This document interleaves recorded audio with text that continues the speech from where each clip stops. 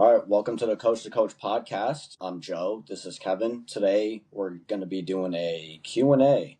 So let's just get into it. What do you got for us? So, first one I got is, what do people not understand about gear? And for people who watched the podcast where we talked about it, I'm on testosterone now. And so something that I've realized like just over the last few weeks about this is I find that most people, that when they talk about people who do PEDs, they don't know what they're talking about.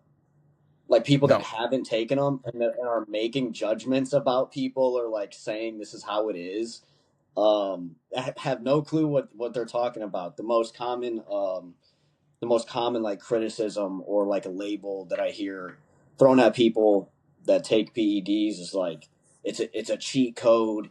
You can eat whatever you want and grow. You can just go do whatever. And it's not, that hasn't been my experience with it at all. If anything, I'm more dialed in now than I was before, because this stuff has like real consequences if you play around with it. There's health markers that can really like deteriorate and go downhill if you're not on your P's and Q's about this stuff. On a slightly different note, like rest days have become so much more important for me, because as much as you're able to train harder in the gym, like more energy, you're able to push more weight, of course, if you're training correctly. I think the wear and tear like accumulates like just as fast. And like if you're not taking your time off like serious to just like relax and chill and stay away from the gym, I think you're gonna end up just like training yourself into the ground. The wear and tear could accumulate even faster because there is a level of enhanced strength that comes with it. And so if you are able to have a little bit of a higher output, like it's going to require more recovery, right? I think that my understanding of it, or what I've seen, is very similar to, what you just said. People think that it's like an absolute cheat code. Okay. So this is your first exposure to anabolics. And, I told you, like, I kind of manage expectation because sometimes you don't really know what to expect unless you've kind of been around it or done a ton of research for a long period of time. And, I told you, I said, hey, like, it's very uncommon for people to hop on and just fucking mutate. It happens. It happens, but the instances of that happening are they're very few. And I would say that if you were going to be that person that would absolutely mutate, you would know it naturally. You would know that you have an elite tier propensity to build muscle and be a large human being. You would know that you would probably know that before you ever got into the gym. Right? Yeah. And you would know it in the first couple months of being in the gym training naturally. The majority of us are not that highly elite, genetically elite individual. I am not, right? So I have been using gear for a long time, years, I guess a decade at this point. And I can tell you that you absolutely can't just take gear and do whatever you want and grow muscle. It's not a cheat code. It absolutely helps. It absolutely expedites things. But you cannot just eat whatever you want. You cannot just do whatever you want, because you can run as much gear as you want. And if your diet and your training aren't in a good spot, you're pinning yourself for no reason. You're not going to get a whole lot out of it. And that's why there are so many people, and there will be more and more, that jump into using gear too soon before they really have their P's and Q's in order. And you just have somebody that is using gear for a natty physique, essentially. And you'll see a lot of that. It'll be more and more. We see it on social. You'll see even more of it as gear becomes less taboo. You're going to see more and more of that. And it's something that like you can't really understand until you experience it. Because I've had cycles that I fucked off on, and I just said, I didn't get anything from this. Like, there's nothing that I got from this because I was fucking off on it. You know what I mean? So it's not the end all be all cheat code. Do they help? Absolutely. Otherwise we wouldn't fucking take them. Like, drugs work. You know what I mean?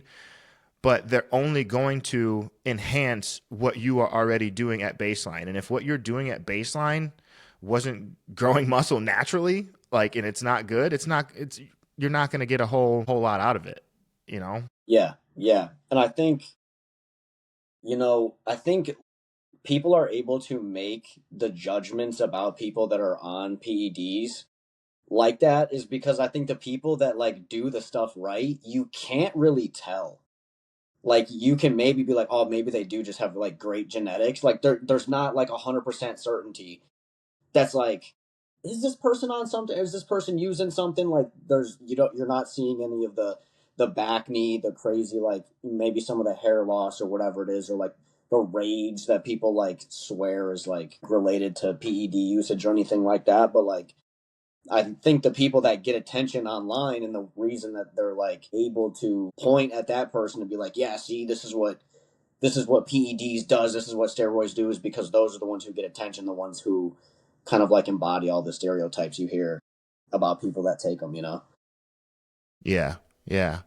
And I think too, it's easy if you don't really, I think there's like a moral thing too, like where people can be on one side of this morally, like where they think like PEDs are just a bad thing, and like all people that use PEDs, like they're cheating, or they just are on some sort of, moral ground about it. And I understand that, but also I don't, because we are all looking for an edge in some way, shape, or form, even athletes that are natural, right? So if you're natural and you take creatine, or you're natural, you take a pre workout, you're natural and you put anything in your body that's not just food, right? Like you're looking for some sort of edge. It's just that the edge you're willing to use is not the same as mine. And I don't think there's any really moral debate about it. It's just a personal choice. And a lot of the people that,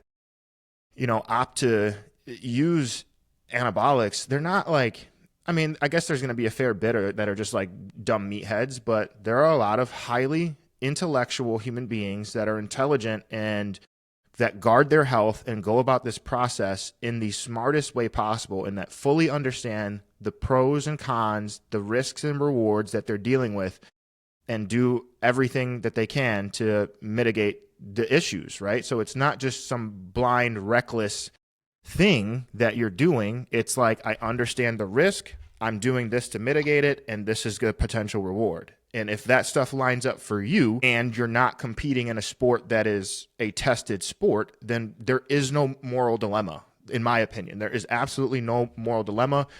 It's your body. You can do whatever you want with your body if it makes sense for you to do that. Well, and on the moral part, we know people lie about that too. Like people lie about being on PEDs that are certainly on them, but they'll put in their Instagram bio, natural. Oh, I'm natural. I'm natty. You're just not training hard. And that is where I'm like, okay, yeah, then I just don't agree with lying about it. But also, you could just choose to not talk about it. I think like purposely lying, purposely not telling the truth, that's where we start to get into that like like morally gray area where it's like you're just not being truthful about it. And people are getting expectations for what's possible, and you're telling them that that you're just not on anything, and you are. But everything else that you said, like I agree with. Yeah, I think, and I know we're kind of getting off topic here, but I think that Yeah. that is a whole nother thing, because you don't know that these people are not natural.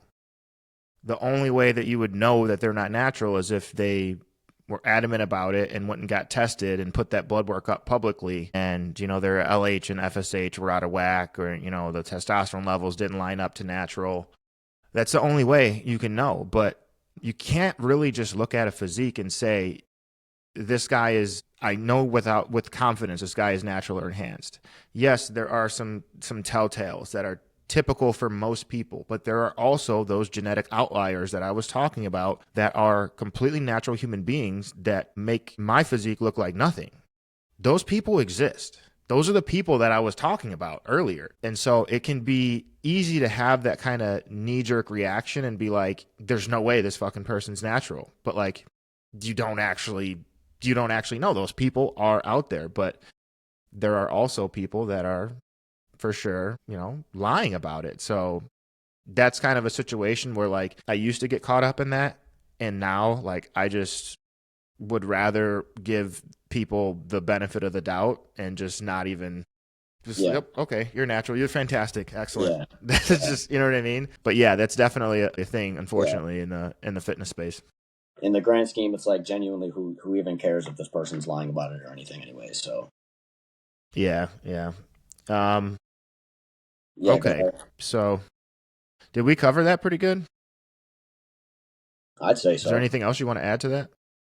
No, I mean, I got a second question. It was from the same person, which is like, and should people stay natural as long as possible? I mean, what do I you? think I think that on that, I think that if you are a fully developed human being and you are um, at the point where you're that fully developed human being, I'm talking about a male is not fully developed at 18 years old, right? So I don't know the exact point. I would have to do some research, but I would assume that probably 23, 24, you're about as developed mentally as you're going to be. I think at that point, you know, if your brain is not kind of, because what we're talking about here is if you introduce these high androgen loads when your brain is still developing, that can influence how you think, your personality, right? If those high androgens are present when your brain is still developing, that can influence the rest of your life. That can influence your anxiety, your depression, you know, your mood, like all these different things. So that's what we're playing at, right? But I think that once you cross that point in time where you are, you know, and you're probably would be your mid 20s. I don't know. I'd have to, you know, kind of do some research. But I think from that point, there is no debate about like, should you milk everything that you can out of being natural? I think that if you are a fully developed male and you've got your P's and Q's, like your training is in a solid spot, you understand training, you understand diet, then fuck it. Like, you know what I mean? Like, and everybody arrives to that point at a different timeline. Sometimes it takes people 5 years to get to that point where their training and diet is solid. But if you are, you know, in it a year and you are really have put the effort into understanding training and expanding your knowledge, and you've really put the effort into you know, your diet, the diet knowledge and the application of these things, and you're dialed and you say, hey, I've been training a year and, you know, I'm 24, 25 and I feel like I want to do this thing, and you understand the pros and cons, then fuck it. Just, it's up to you. You know what I mean? Yeah, You've got these things in place. Now, okay, I'm going to take it to the next point. It's yeah, just a personal, it's a personal choice. But if I had a client that were coming to me and they were under, you know, they were young, right? That would be my first consideration. I'd throw them that information. I'd say, hey, I think you should probably wait until you're a little bit, you know, a little bit older. Now, if they were a little bit older and they also didn't exactly have their things in order, right? Where just like the consistency is not exactly there, I would I would tell them like, hey, you can go on this. Ultimately, you can do whatever you want to do, but you're not going to get the most out of it until you have these things dialed in. And if they're willing to make that trade off and say, hey, I'll work on it as I go, okay, then my job is just to kind of keep you in a good spot and keep you from doing reckless things, monitor where I can monitor without trying to be a doctor, and keep them on a good path, you know? yeah. Agree. I think I would have answered it from the yeah. You've milked being natural as much as you can. Like you've got everything. You've got all your ducks in a row. You know, you're doing the training. You've got the discipline for eating and following a plan down, and you're of solid, you know, you're not 19, 20. Yeah, you're like matured and developed mentally. Yeah, then do your thing. Yeah. All right. I got one from Jake Jeekins. How important is your carb intake for building muscle? Say 1 through 10, and why? What do you think, Joe? It's a good question. I'm probably gonna go 9. I think. Well, and you introduced like carb cycling to me, like for the first time ever, how you can structure your carbs to benefit your workout and to refill glycogen storages after, and also like staying insulin sensitive in the meals surrounding your pre and post. I think everyone has some type of like, not everyone actually, people that are a common issue that I see with people that is they're just not insulin sensitive, And so I think that's going to make like training not difficult, but I don't know, like if like your body's just not going to utilize carbs to the ability that it could if you weren't insulin sensitive to be able to use them in a workout and structure them for energy and muscle building, and I think it could be useful to kind of like break this down into its like smallest parts and say like, okay, the way this question is framed is like, how important are carbs specifically for building muscle? Okay. So first we should maybe ask the question, are carbs absolutely required to build muscle? And the answer to that is no. You do not need to eat carbohydrates to build muscle. What is necessary to build muscle? A calorie surplus and adequate protein. Those two things. That's it. Okay. So those are the conditions that and training and a stimulus, right, for growth. Now, is that the most efficient means? If you were to say, I'm going to eat just protein, no carbs, zero carbs, just protein, vegetables, and fats, right? So we can say like a ketogenic diet, a bodybuilder style keto or something like that. Is that going to be the most effective route? You can build muscle doing that, but is that optimal? Fuck no. And that's really what we're talking about here. Okay. So, what you miss out on by not having carbohydrates is like, okay, well, what purpose do carbs actually serve then? If they're not required to build muscle, then how do they help us build muscle, right? So one of the things that carbohydrates do is that they fill up glycogen in your muscle, right? And that is a primary fuel source for training. So if you don't have adequate glycogen stores, so basically the best athletes in the world, they're all carbivores. Period. The best athletes in the world are going to have high carb intakes because that fuels training performance much more than a fat intake. Okay. And maybe there are some sort of endurance athletes that don't fit that mold, but largely even endurance athletes are going to be carb driven. They're going to be carb burning machines. Right. So, and then from that, you could say, okay, carbs drive training performance. So if I have better training performance, I have better stimulus. And if I have better stimulus in the presence of a caloric surplus and protein, now it's a 1 + 1 = 3 scenario, right? So now we're getting more optimal. You're not going to have that same setup if you just have calories and protein satisfied and carbs are fucking down low, right? And then outside of that, the next thing is like, we all know, insulin is it's touted as one of the most anabolic hormones in the body, really. And I guess it would be, we can just call it a hormone. Anabolic hormones in the body, which really it's more anti-catabolic than anything. But now you're talking about, okay, you've got something that drives up training performance and you've got something that creates an insulin response. Okay, so now you're talking about structuring these carbohydrates around your training window, right? So that you have some carbohydrates coming into the training session, which it doesn't exactly work like that, but we'll frame it like that for the sake of this conversation to make people kind of grasp it easily. And now you're having an insulin spike right around the training stimulus. So now all this comes together, and yeah, carbohydrates are incredibly valuable for building muscle. So I would put it up there with you, probably 8 or 9 out of 10. Yeah.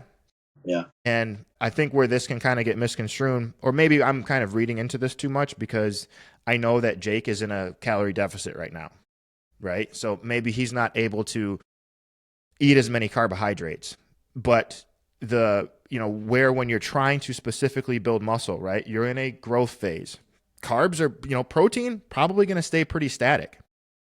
Your fats probably should stay pretty static. Maybe they come up a little bit while you're growing, but largely that calorie increase, it should fucking come from carbohydrates, right? And so on the way down though, that's also where your calories are going to come out of.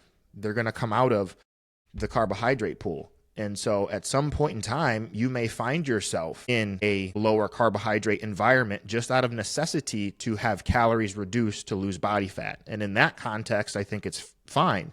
It's a necessity to have carbohydrates pulled down for many people. So I just wanted to make that differentiate to kind of differentiate that because I know where he's at right now. And so does that all make sense? All right. And I got a good one here from Fong. How do you do the same thing every day, year after year, and still be enthusiastic? I mean, I'm just gonna tailor this to training to, this every However you day. want. Yeah. Yeah, it's just I love it. Like I like the way that it makes me feel. I have fun doing it. I think there's so many things where there's so many small instances where it's an opportunity to like be better than yesterday. It can be rep to rep. It can be like getting more dialed in on meals. It can be, I mean, if you're growing, seeing the scale move up. If you're trying to get shredded, seeing the scale go down. There's so many small instances where you can like win that like it for me it kind of becomes addicting. And so outside of just like pure enjoyment and like genuinely having fun and seeing what I'm capable of achieving like on my own and like giving it my like it's my own work, it's my own effort in the gym. I'm the one sticking to the meals, following the meal plan. It's just like it just feels good all around, and like it's what I love. I like the way it makes me feel. I see what it produces. So I think anyone at like you talk to basketball players, it's like, how do you enjoy doing this every day? It's like, well, it's their passion. They love trying to be the best. They love seeing where they can be better, and that's just how I would answer that. For me, I would say so. The question was, how do you do the same thing every day, year after year, and still be enthusiastic? Okay. So I'm going to break this into to two different parts. Okay. Same thing. That's one side. Same thing all the time. Right. And be enthusiastic. So the truth is that I'm not always enthusiastic. Like some days I don't want to gym as much as I love it, as much as I genuinely love this stuff. That's why I have a gym in my fucking basement. You know what I mean? So I can just have access to it. And that's why I've kept doing it because I love it. You don't keep doing anything that you don't keep doing anything for years that you don't genuinely like doing. But human nature is such that there are going to be days that you don't want to do this thing, right? And you just maybe don't feel like it. And I think for me on those days are more important for me to do the thing and get it done than the days where I do want to do it. Sometimes like I know myself too, like sometimes I do feel like when I'm in that mindset state where like I'm just not like overly enthusiastic about what I'm doing, I feel like I'm walking a tightrope. And if I let myself lay down for too long, and by lay down, I mean get loose with the diet, skip training sessions, cut training sessions early. If I let that happen too much, it snowballs. It starts developing and it gets bigger and bigger and bigger until ultimately I'm just way the fuck off the mark, right? So I have learned to not let it fucking snowball. To not let it snowball. Don't let it get to that point because the climb out of a 3-foot hole is a lot different than the climb out of a 20-foot hole. It's not the same thing, right? So I've learned to just get ahead of that and understand that, hey, today I'm not enthusiastic about it, but the same way that momentum can build with being unenthusiastic, it can build with enthusiasm too. It can go one way or the other, right? So I just kind of choose to let the momentum build in one direction and stop it in the other. Now, what I'll also say is, let's look at the other part of this. How do you do the same thing every day, year after year? I don't. There's a lot of the things that I do that are the same every day, right? That could be down to food, cardio, some of the training stuff, but largely I don't do the same thing year after year. Like I have everything phased out. I understand I'm in this phase right now. It's like seasons. It's just the seasons of fitness for me. And at this point in time, I'm focused on this thing. And that's what's in front of me. And as I get closer to reaching that short-term goal, I'm setting up the next fucking goal, right? And so I'm never allowing myself to really feel like I'm just doing the same thing over and over because I'm not. The training in this 8-week block it's focused on this. It's focused on bringing my legs up. The training in the next 8-week block is focused on bringing my arms up, right? And the sum of that 16-week block was in a caloric surplus. Now, the next 16 weeks, I'm going to go ahead and I'm going to diet and strip off some of this body fat, right? And I'm going to reveal what work I put in, right? And so now the goal in front of me is maintain my strength, maintain my performance, peeled on body fat. And it's this ever evolving, ever changing thing that happens across a longer timeline. So I don't at all feel like I'm doing the same exact thing all the time. Not at all. I feel like I have seasons in the same way that I look forward to spring coming. I look forward to the next season in my training and my program. And then when spring has run its course, now we're in summer. And summer's run its course. Fuck, it's hot, man. I'm getting tired of this shit. Well, guess what? Fall and sweater weather is right around the corner. So if you don't have your shit set up like that, you probably should start thinking about it like that. Because when you have it kind of set up, at least mentally framed that way, it can break some of the monotony, because there is monotony in some of this stuff. But when you set it up like that and you frame it and you say like, hey, this is what I'm doing right now. This is the goal that's out in front of me. And really what this boils down to is setting long-term and short-term goals and working towards them. If you're just floating through space doing this thing and you don't have any fucking goals, human nature is you get bored, man. You get bored and you do feel like you're doing the same thing to no end. So don't set yourself up that way. Set yourself up for success. Map the shit out. Have goals. And as you go through time, those goals are going to change. And that's going to require an evolving process and an evolving system. And in that, it never feels like you're doing the same shit, because the next new thing is kind of right around the corner. And that could be for body composition. That could be for training goals. That could be for muscle building. And then life changes. So maybe how you're doing these things, how many meals you're eating, the type of diet you're on, all that stuff has to change and evolve to where you're at right now in life, because we don't just live in fitness world. We have life happening too. So we have to figure out how to make these things meet. So yeah, that's just my I know I kind of went crazy on that, but like that's That was my good. thought on it. That was good. I just answered it from like a more, I guess, like wide at like a wider scale, because whatever the goal is, regardless, we're still waking up, weighing ourselves, following a meal plan, like getting the cardio done, getting the training done. That's all kind of the same thing. Now, whether the smaller goal at hand is different, of course the days are going to be different. How much you're eating, what you're training, the level of cardio that you're doing, that's all going to change. So yeah, in a way, like we get up and we do the same things every day, but the goals for sure definitely change like along the way. So, and that will change, you know, Yeah. the days go. So Yep. All right. Alex Guns, when did you start to notice that you were aging? Curious, because I've heard varying answers to this question. I feel like I mean, you're still pretty young, so you're 28, 29. 29.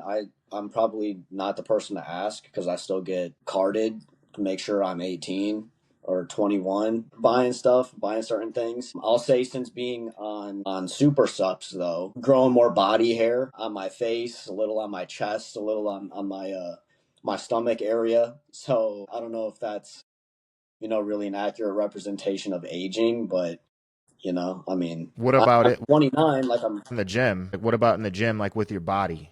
Like in terms of like performance, things you're able to do. Yeah, I mean, wear and tear. Like, I don't know, going like squatting down to pick something up. I'm a little bit like, you know what I'm saying? But like, whatever. I don't feel old. I don't think I look old. I don't think, um, I've experienced anything like that. So For me, mentally, I feel wildly immature, and there's not many people that get a glimpse of that beyond like my very, very close friends and family. I'm still wildly immature, bro, mentally. And I've aged in my mind too, but there's still many things like mentally where I still feel like a kid. You know what I mean? But physically, yeah, there are things that I don't want to say that I'm not able to do anymore. I feel physically like I am still very much so in a prime, but there are things that I'm not willing to do anymore because I'm much more aware of the risk to reward ratio. What happens if I blow my fucking quad tendon off of my kneecap right now? What does that mean? Right? Because when I'm 25, 26, thinking about that, I'm not. I'm just flat out, I'm just not. You know what I mean? But now, if I suffer some sort of catastrophic injury, it's going to be rough to come back from that. Not impossible, but it's going to be a lot different coming back from that when you're in your later 30s than it is in your early 20s. So that is in the back of my mind, and that guides some of my decision making around training. Where I used to be, I'd go for it. I'd go for that next rep. Even if something feels a little bit weird in my knee, fuck it. I don't care. I'm going for it. I used to train like that all the time, right? So it's not so much a I can't do. It's I guess a wisdom thing that's come with age. You know what I mean? But there are definitely like more aches and pains for sure than I used to have. And I think that largely started happening in my mid 30s. Right when I started getting around 35, 36, that's when I started to be like, okay, I got to pay attention to this shit a little bit more. Because when I was in my late 20s, early 30s, like I could feel a little something in the gym, work through it, no big deal. Now, if I ignore something, it's going to stick with me, and then it's going to hinder what I do in the days after. So that's where I tell my clients, listen to your body, because at some point, your body is not just going to be whispering to you. It's not going to say, hey, man, your knee is hurting a little bit. You should probably maybe think about doing something. No, it's going to be fucking, hey, motherfucker, like screaming at you, and you have no choice but to listen. So yeah, I would say probably for most guys, like you're going to be able to be your prime, your absolute prime could be somewhere between your 30 and I would even go as far as to say 42, 43. Sean Roden, I think you might not know who he is. Sean Roden, he was a Mr. Olympia. He won his Olympia title when he was, I want to say 44 or 45. He passed shortly after, right? Yeah, I don't know when he passed relative to the Olympia title, but he has since passed. But Samson Dauda, he's 40. There are age really, man. What it really becomes is that you just have to listen to your body. You have to take more care of your body. You have to weigh out the pros and cons of doing certain exercises and adjust as you need to. So, but I think for a lot of people that kind of line in the sand where you really have to start paying attention to that is going to come in your 36, 37. That's about the mark. But up to that point, you know what I mean? You're probably not going to notice much aging, Wear and tear, age, yeah. Yeah. All right. So I think we covered some good questions. I got a couple left, but we'll roll that into the next one. And maybe we'll just close out this because we're at the 36-minute mark. Maybe we'll just close this out with just a catch up on training of lately for yourself and me and just kind of where we're at right now. So what do you got going on? Well, depending on when this goes up, last week was a deload week for me. I ended up just catching a cold, so I'm of the mindset now where if I'm sick, I'm just not going to the gym. I used to be able to like power through it, or I used to think that was like the thing to do. I'm just staying out now, and so it ended up being like 6 days straight out of the gym, and then the 2 days or the one day that I went, it was just to move, just to get a little bit of blood moving, and I left. Like I wasn't there super long. But this week, back like full bore, 100%. I feel like refreshed. I hit upper one already, lower one, and then we have upper two here in a little bit. And just looking to carry on the momentum. I feel fresh. I feel ready to go. I'm excited. Say like the rest days and being out of the gym and being sick, like it gives me time to miss the gym. And so anytime that I'm back in there, I'm just excited to go. I didn't lose any weight. So we're in a push phase right now. I'm trying to get bigger. Being sick and being out of the gym, my weight stayed pretty much the same. So I'm happy with that. And yeah, it's just back on plan per usual. I think most people have an anxiety about taking time out of the gym because they're worried like, oh, I'm going to lose muscle or I'm going to get fat. Well, check it out. You're not going to lose muscle. You take a whole week off of the gym. Guess what? You're not going to lose any muscle. Okay. That's provided, and you're not going to gain any fat, lose any weight, provided that you keep your diet in a good spot. That is the key to it, is you need to keep your food system in place. And if you do that, the time off from the gym when you need it is only going to help you. I know I used to have anxiety about that, but once I just understood, like, hey, the food as the base needs to stay in place. And if I do that, I come back to the gym after a couple of days off. I'm fucking chomping at the bit. Everything feels great. Yeah, 100%. Yeah. How about yourself? Myself. Growth phase right now as well. Everything's moving along pretty well. I had a little bit of a pulled the food back a little bit, and weight just fucking dive bombed. And I didn't pull the food back a whole lot, but my weight just dive bombed, and I've just kept putting food in, and it's just kind of been holding down. So that's interesting. But I've just, I put food in, I see what happens, and I put more food, I look and see what happens. And so just got to keep adjusting as needed there. Recently, I've been jumping all over the place with my training, changing my training again. And this is the major downfall to not having a coach. This shit that I'm talking about, that I'm doing, and I'm 100% aware of it, is program hopping. You go over here for a couple of weeks, you go over here, you just don't stick to anything. And for me, it's like I had been really up to this point that I kind of started changing things around more frequently. I've been very consistent running the same upper-lower split, right? And I just started tinkering around with things, and then it's like, oh, this is not exactly working. I thought this would work out on paper, and then I get into it, and I'm like, this is not exactly what I want. And so, just kind of jumping around and trying to land on something that I think makes sense or that actually really feels good and works for me. And so now I think I've landed on that, but we'll have to see. But that is one of the major downfalls to not having a coach that says, hey man, cut all that shit out. Like this is what we're doing. This is what we're doing. This is the plan that we're on. And we can kind of move some of the variables around as we need to, but we're not just going to jump ship altogether.